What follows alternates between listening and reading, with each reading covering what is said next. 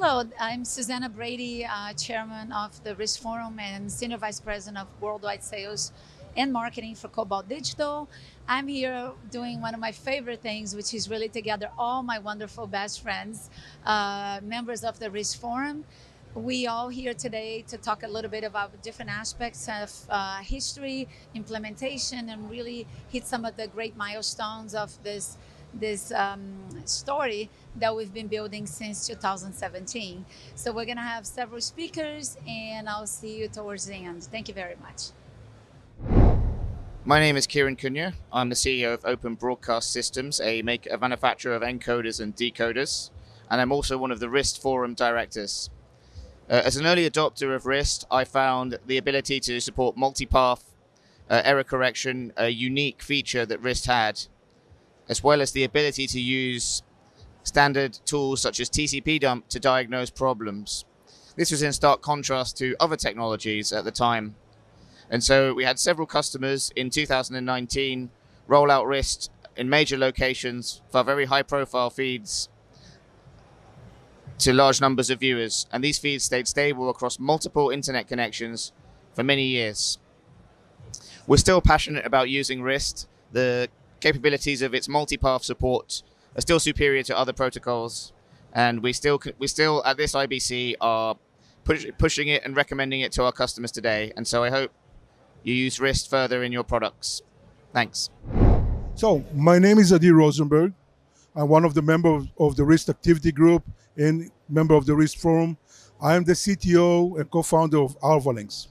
I'm going to talk to you about the RIST simple profile, how it came about, what we did with that, and why it was such an influence in the industry. The simple profile came about in 2018 after a lot of debate in the activity group.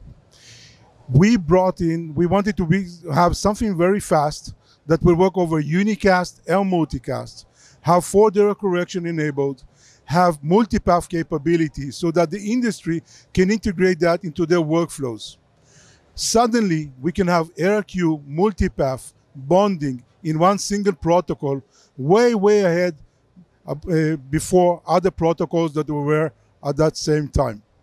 With a simple profile, you can easily integrate and add that to your RTP workflow, whether it was unicast and multicast, overcome NAT traversal using that on the internet.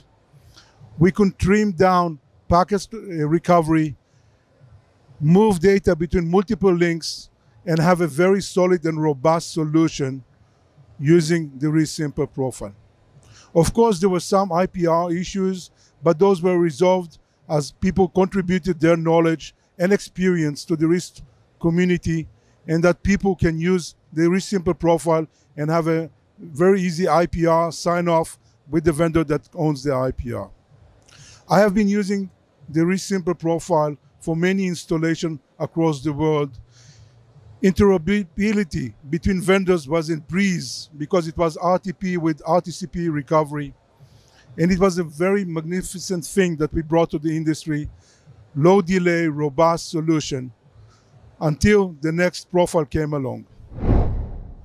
Hello, my name is Ciro Noronha, and I'm the Chief Technical Officer for Cobalt Digital, as well as the President of the RIST Forum. And I have double duty as the editor of the RIST specifications.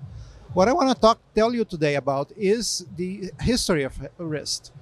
RIST started in 2017 when some customers went to VSF and said, I have all this equipment that talks over the internet, but they don't interoperate. Go fix it. VSF, as usual, created a committee, an activity group, to come up with something that fixes it. The first meeting of that activity group was during NAB 2017 when we actually started doing some work about it. And it took us a year to come up with something. During that time, many companies proposed their own private protocols or proprietary protocols, but we decided to go with something more standard. We went with a base of RTP that makes it interoperable with anything else that doesn't speak RIST. So after a year of discussing and talking about user scenarios and everything, we had our first demo at the VSF spring meeting, at Cisco in San Jose, California. It was a closed demo. We did some streaming, and it actually worked very nicely. We learned some things in that, and then moved on to the first public interop at IBC in 2018. And that's how RIST is launched. The RIST AG, the guys who actually developed RIST, is composed by a number of companies. These companies have been doing this for a long time and freely contribute their expertise to the effort. So AI takes a little bit longer, but we take advantage of the experience of all these guys, and eventually what we come up with, I think is pretty good. And that's how RIST evolves. We got simple profile that gives you basic transport.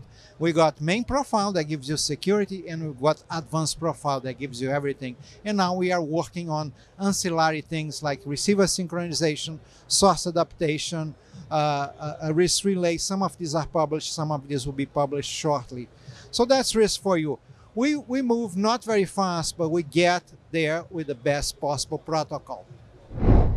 I'm Paul Collegio. I'm CTO and CEO of Global M. We've joined the RIST Forum recently because we've got more customers who are asking us for RIST services on our network. So not only do we support SRT, but we support RIST now as well. And that allows us to do things like if the source is in SRT, it can be then made into RIST or vice versa as well. So that's been extremely helpful for the customers that are now making the transition over to using RIST either for simple or main profile. Hi, my name is Harjinder Sandhu, Director of Product Marketing here at Zixi. And today we're talking about the initiatives here at RIST Forum. We at Zixi have always been a proud supporter of the standards-based approach, and we will continue to support standards-based approach that leads to more interoperable system. At Zixi, we support over 18 industry protocols and are a strong believer that interoperability is the way to move forward. We have always been lending our expertise, and will continue to do so today, all the way from the beginning days to today, to lend our expertise in terms of making RIST better. And today we're proud to lend our support to the RIST Forum. RIST, we continue to see RIST as being widely adopted throughout the industry platforms, and Zixi supports RIST, and we hope to see it gain more popularity and more acceptance in the coming days. Thank you very much. Hi, this is Sergio Amorata, and one of the developers and the maintainer of the Libris library, and I'm also the chief scientist and founder of ZipRadius LLC. I'm going to be talking about Libris today.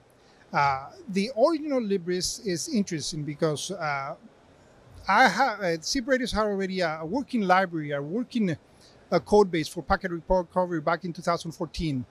And after many years of perfecting that code base, we decided to open source it right before the pandemic started.